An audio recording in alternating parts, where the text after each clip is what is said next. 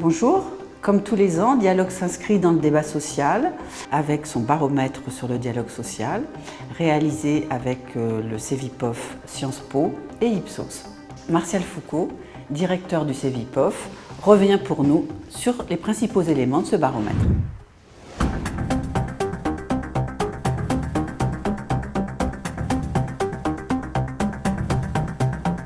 Il y a eu tout un pan entier, une école française de la sociologie électorale qui nous a expliqué que tout était affaire de déterminisme social ou sociodémographique. Il suffisait de connaître votre classe sociale, votre âge, votre niveau d'éducation, votre lieu de résidence, sans parler des thèses du géographe Siegfried. Est-ce que vous êtes dans un endroit de calcaire ou de granit? Mais tout ce qui était objectivable était essentiel pour comprendre des attitudes et des comportements électoraux. Bon, je pense qu'aujourd'hui, on a fait beaucoup de progrès pour considérer que le subjectif a son rôle dans la compréhension des comportements, y compris dans l'entreprise. Donc ce qui relève des affects, des passions, des émotions, joue un rôle, je dirais pas plus important, mais tout aussi important. Et ignorer ou minorer ces dimensions subjectives ne nous permettrait plus aujourd'hui de comprendre un certain nombre d'attitudes. Donc dans cette enquête dialogue social, beaucoup de questions ont été posées sur la confiance et je commence à imaginer ce que pourrait être le rôle des affects, des passions, du ressentiment, le registre émotionnel assez classique, je dis assez classique, mais qui n'a pas encore été installé dans beaucoup d'enquêtes et on a la chance avec Ipsos de partager les mêmes intérêts et les mêmes ambitions sur ce terrain. J'ai coutume de dire que moi, je vois au fil des enquêtes, dans le champ de l'entreprise, dans le champ politique, que l'absence de confiance a en commun deux racines. Le premier élément explicatif, je dirais qu'il n'y a pas de confiance sans... Alors, j'ose pas employer le terme parce que je sais qu'il est connoté depuis 2017, mais sans bienveillance. Cette notion de bienveillance... On a eu beaucoup de mal dans le champ académique à essayer de traduire cette notion du care, prendre soin d'eux. Alors, on peut s'essayer à une traduction de bienveillance, c'est pas toujours satisfaisant, mais vous voyez, l'idée c'est, moi quand je fais confiance à une crèche en laissant mon enfant, c'est une question de bienveillance, parce que je sais que la personne va prendre soin de mon enfant, et dans le même temps, c'est pas seulement une bienveillance aveugle. Je vais rechercher aussi une deuxième dimension, qui est la dimension de compétence. Et je crois que quand on a de la bienveillance et de la compétence, alors les dimensions de confiance sont au rendez-vous. Mais je rajouterai une troisième dimension qu'on n'a pas encore réussi à bien travailler. Je crois que l'absence de confiance en France révèle et réveille des questions autour de la justice et l'injustice. Pourquoi ? Parce que j'observe que dans un certain nombre de sociétés, notamment nordiques, où on a des niveaux très élevés de confiance, mais il faut faire attention parce que ça n'a pas toujours été le cas au cours des 20 dernières années, on voit que l'adhésion à un certain nombre de valeurs autour de la justice est très élevée. Donc je crois qu'il y a un vrai sujet à travailler sur justice et confiance. Et je me pose souvent la question, comment la justice est un réparateur d'absence de confiance.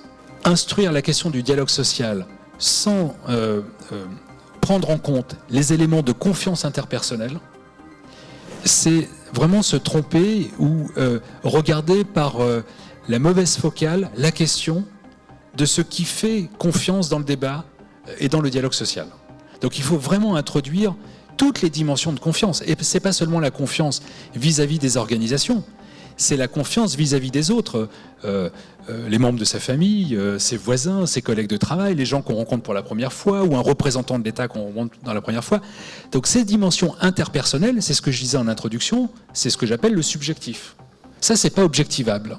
Et il y a plein d'éléments qui, au cours d'une vie, vont modifier ce rapport à l'autre. Ne pas tenir compte des registres de confiance nous conduirait probablement à mal comprendre aujourd'hui le rapport qu'ont les salariés au dialogue social.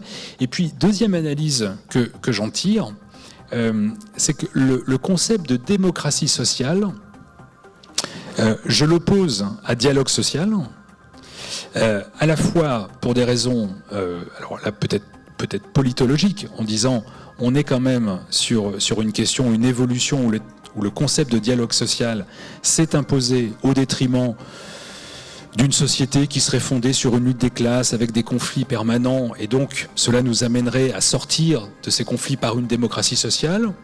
Et puis il y a un autre chemin qui a été retenu, qui consiste à dire par le dialogue social, on se pose moins la question de la nécessité démocratique du dialogue social. Parce qu'au fond, on peut avoir du dialogue social sans qu'il soit démocratique. Et en même temps, est-ce que avoir du dialogue social sans démocratie, ça correspond à l'idée de la social-démocratie, cette idée du compromis permanent. Je caricature un petit peu, mais cette idée du compromis permanent, la recherche du consensus qui permet de progresser que, effectivement, un rapport conflictuel lutte des classes ne permettait pas. Bon, ben, je crois que on peut pas, étudier, analyser ce baromètre du dialogue social sans se poser la question de ce qui le distingue, le démarque d'un modèle de démocratie sociale.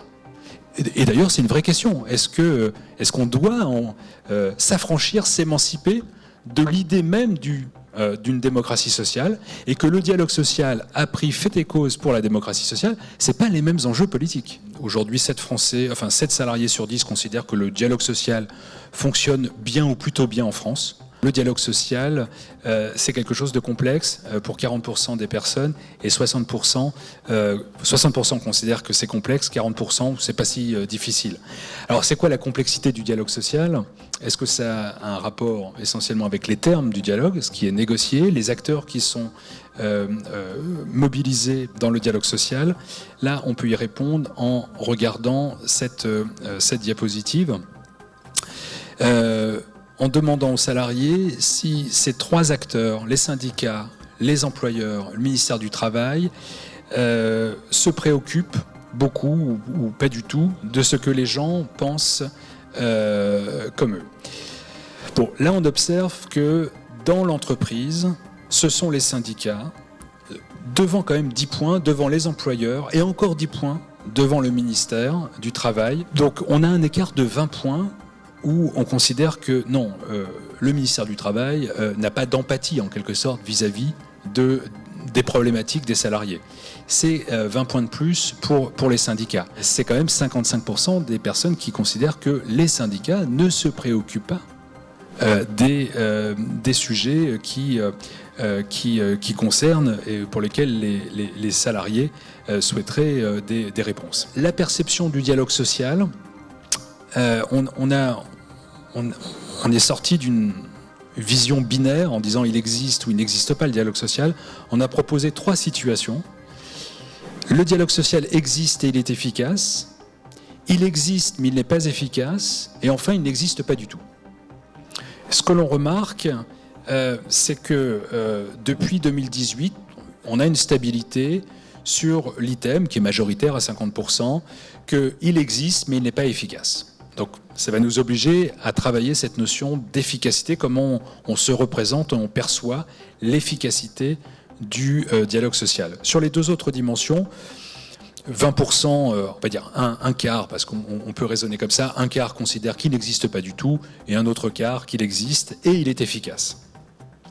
Donc vous voyez le rappel depuis 2018, si on combine il existe, il est efficace, il existe mais il n'est pas efficace, 2 dimensions, bon, on est passé quand même de 70 à 78% ces 3 dernières années. L'évolution de la situation dans l'entreprise, ça c'est toujours bon quand même de contextualiser les répondants. Donc les répondants nous disent que au cours de la dernière année, la situation de leur entreprise est restée stable à 52%. Elle s'est un petit peu dégradée, 21%, beaucoup dégradée, 12%. Donc on est sur une situation... On voulait quand même avoir ces éléments-là, période Covid. C'est très stable par rapport à 2019. Ça, c'est la situation dans l'entreprise.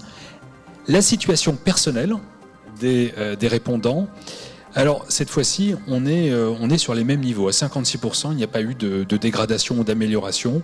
Et d'ailleurs, vous voyez, c'est des vases communicants, puisque 15% nous disent qu'elle s'est un peu améliorée, quand 16% disent qu'elle s'est un peu dégradée. Donc, on n'est pas sur un bouleversement ou un désordre profond dans l'entreprise.